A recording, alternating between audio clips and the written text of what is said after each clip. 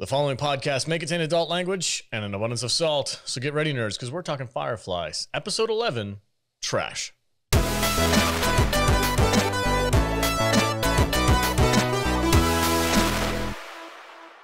Welcome, everyone, and thank you for joining us on this episode of the Salty Nerd Podcast. We're talking Firefly, the classic sci-fi that we chose for the month of May for our patrons area.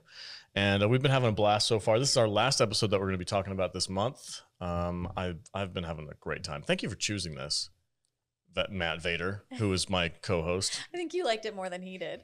You're very welcome. Are you not sold on this show yet? Yeah, whatever. Oh, no, honestly, for real. It's a fun show, and I've said it before in previous episodes. I get it. I get why people are into this show. I need a full season or two to try and probably get me hooked. I'm never going to get it.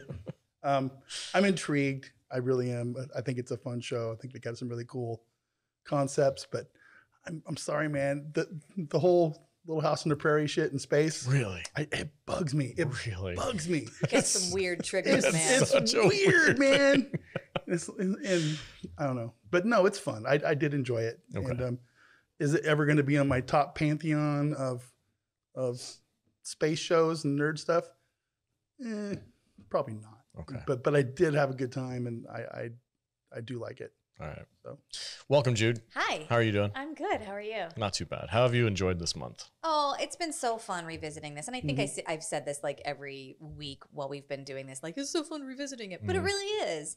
And like the first time I watched it was only a couple of years ago because I was always like such a huge Buffy fan. And I was like, space western, it's not really my thing. And then I think it was actually Kadish that encouraged me to watch it. And I sat and watched the whole thing. I was like, I'll watch a couple of episodes. And I think I killed the whole season in just a couple of days. And I loved it. And I was so...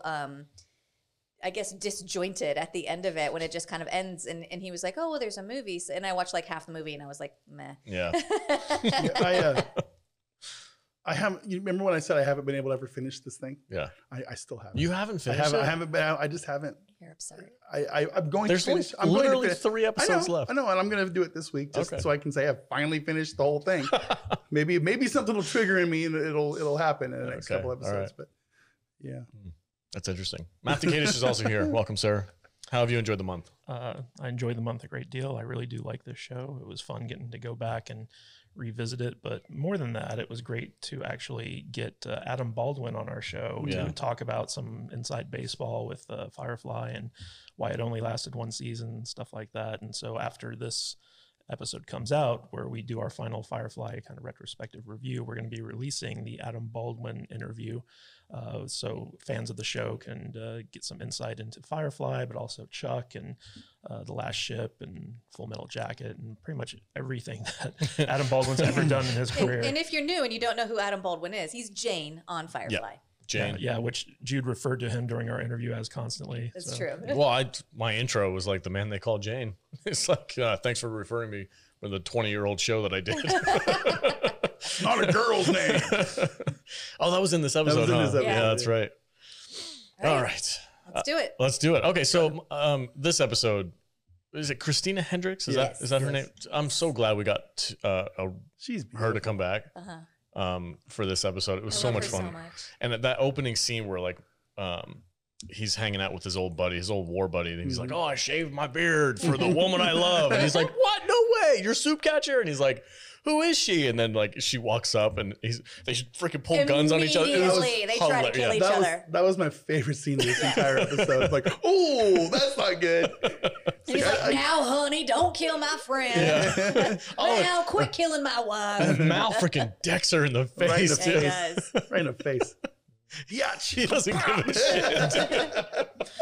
shit. They went full Johnny Depp Amber Heard. Yeah, I know. They were just beating the shit out of each other. I did find their dynamic, Christina Hendricks and Nathan Fillion's chemistry. It's there. They work together. I thought that's probably my favorite part of both the episodes that she's in. Is they have a lot of fun. I swear, I would challenge anyone to not have chemistry with her.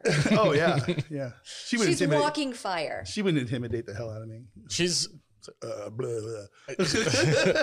So like now that the gimmick is up with her character, like she's a player, right? She plays all these dudes. And the first episode that we saw her in, she was real suave about it. And she was like, I'm low key, very like prairie girl, whatever. In this episode, you could literally see her flipping the switches. Oh, yeah. Trying to figure out which one would work against Mal. And he's just not having any of it. But he does. She gets him every time. Yeah. Well, he's really stupid when it comes to her feminine wiles. Yeah, those feminine wiles. It's like, you're putting your wiles on me. Your ability to make men sweaty and or compliant. But he was saying that to Inara. Yeah. So yeah, it's funny though, because like there was that one scene where she starts like crying, right? Oh, and the whole time I'm thinking, I'm like, is this real? Is she really breaking down? And then he sits down next to her, and you can see her reach down. Oh, for sure, you see it happen. Yeah, you see her grab his pistol, and I'm like, oh no. Well, you knew it was coming because he's sitting out there in the desert naked at the beginning of the episode. But yeah, it's funny. It's funny stuff. It's also funny how like Mal just like has no problem being naked in front of everyone. He's just like strutting around, swinging loosely. I kind of appreciated that. That was, anybody, any person that has that kind of courage or whatever, big dick energy. Big dick energy. Yeah, just like there's this thing that like when hold on a second. Just sit around naked. When there's like a naked man on screen, and there's this thing that happens that sometimes naked men on screen do that I love. And it's when they like put their arms behind their head and they're just like, yeah, I'm just gonna stretch for a minute. And that dick is just like hanging in the wind. Yep. And there's just like no shits given about it. That kind of confidence. It really is big dick energy. The flop. Oh, is that how it works? He was on a desert planet. If it was a winter planet, it might have worked out a little differently. Shrinkage. Cold. I was in the pool. Something tells me that wouldn't have stopped Nathan Fillion. No, it was a good episode. It was a lot of fun. It was a heist episode. Yeah. So Christina Hendricks gets stranded with Mal on this planet after her new husband bails, and in order for her to like, I don't know, get back into the good graces or try to, she offers them a job to go steal a relic of the past from this super rich guy. And of course it goes awry, and she betrays the Firefly crew. And it turns out she was married to that guy too. Yeah, she was. Well, is there anybody she's not married to? She's married to everyone. Yeah. But things go awry, but the Firefly crew has expected this because they know who she is, and they turn the tables on her. So it kind of reminds me of the pilot episode where like they show up to the rendezvous point ahead of time, and they're like, okay, she ambushed us from up there on that ridge, and so like they kind of like game out how they're going to be double crossed and then figure out a way to counter it.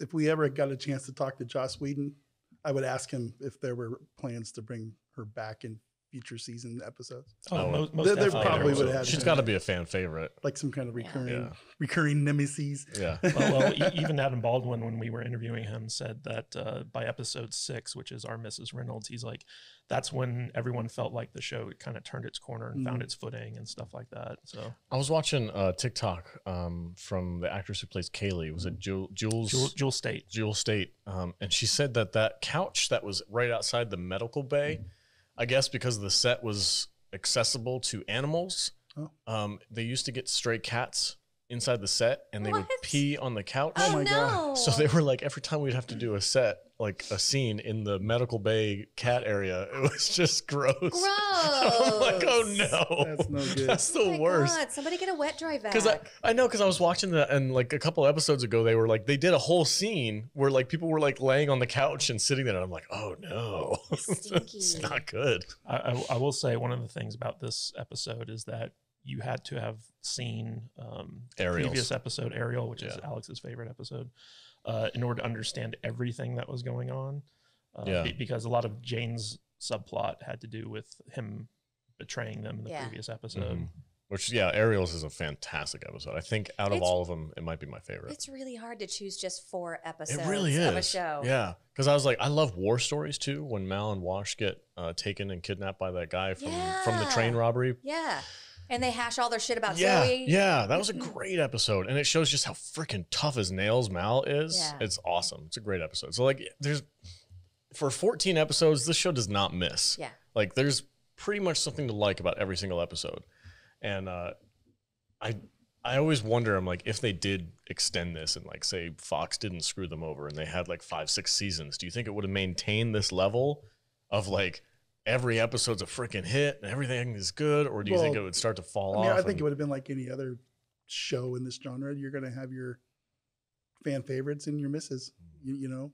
So. Well, I mean, like you have Buffy to look at because a lot of the people from Buffy came over to the show. So like, if you look at how good Buffy was, like consistently throughout. Yeah, but then you have to look at Angel too, and Angel fell apart. Well, Angel was a different crew of creative people. Like the people who worked primarily on Buffy hopped over to Firefly when it started. So, man, things we'll never know. You know what was the hardest thing about watching this episode? What's that? Was that Kadish hasn't seen it for a few years and kind of forgot like the backstory of. Saffron, I forget her name in this Bridget. one. Bridget. Or it's Saffron, Bridget, and then Yolanda.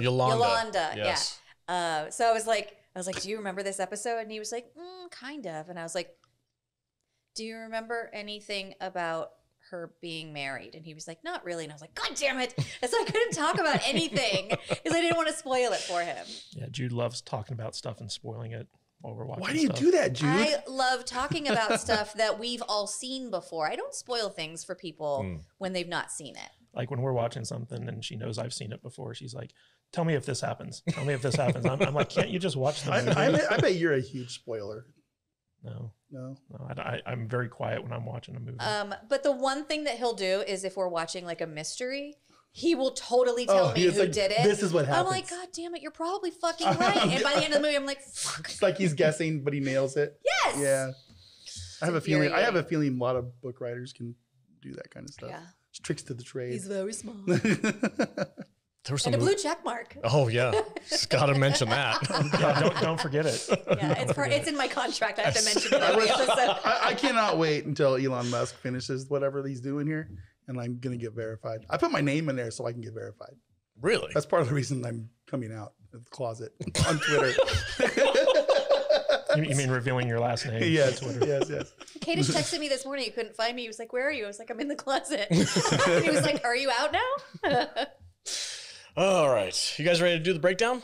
All right, folks, this is how it works. If you want access to the entire episode where we break down this show scene by scene and have a lot of fun talking about it, head over to saltynerdclub.com, sign up to become a club member. It's only $5 a month, and you guys get 4 exclusive podcasts every single month. And on those months that there's 5 weeks, you get 5 exclusive podcasts. That's 99 cents an episode, folks. You can't beat that deal. Anyway, head over to saltynerdclub.com, join up. We have a lot of fun, and we're doing trivia. Yes. We haven't worked out the date yet. Well, okay, so we have to change it. We were having it on Wednesdays, and a lot of people couldn't come. So we're gonna have to do like a weekend thing, consult the patrons and give them like a B and C choice and what works best. Because we're doing Firefly trivia, and I will beat Anima. Yeah. I will beat her to doubt it. Like, what? Excuse me? It will be done. It will be done. Oh yes. It is known. It will be done. I'm coming swinging this time. With that big dick energy. We should also point out that we're now putting up our main episodes for the patrons ad-free. So, typically when we upload them to Spotify or whatever, we have some ads in there. But now patrons can listen to our shows without those little interruptions in there. And we're doing a lot of fun stuff with the patron content. Yeah, and we have a mailing address now if people want to send us letters or pictures or presents. What do you guys know what it is? It's in the YouTube description. It's cool. 9850 South Maryland Parkway, STEA-5, Las Vegas, Nevada 89183. So if you want to send us a little card in the mail, we will look at it. You have no idea what you've done. I know. I'm like, don't open it alone. Get the drug sniffing dogs. You have peekaboo sniff every package. We have had people ask us, like, can we send you guys something? We'd like to send you something. And I'm like, It's just easier to have a P.O. box. Yeah. All right, guys, that's it for this part of the podcast. If you're a club member, we'll see you in just a second. Vader, where can they find you on the socials? You can find me on the socials when I'm not doing my Dragon Champion I was just going to say, I can see him doing his Dragon Champion. Getting your dailies in, bud? I'm getting my dailies in. You can find me at MattVader74 on the Twitter, the YouTube, the Instagram, the Reddit, the Getter, the Truth Social. You can just pick like a couple. Yeah. Well, I mostly Twitter, but I'm out there. Okay. Hey, we're all over the place. You can find him at Grouchy John's coffee shop on Mondays. Dragon Champions. Yeah, I'm everywhere. I'm doing all kinds of stuff. And Jude, where can they find you? You can find me at I am Jude Juju on Instagram and on TikTok. Right on. Your TikTok's doing freaking well too, right? I think I got a shadow ban. The last couple of days I'm not doing so good. Oh no. Yeah. TikTok. I opened it up this morning and it was like, you had 8 views. And I was like, what the fuck? That's not normal. Who owns that? We'll see. Some Chinese company.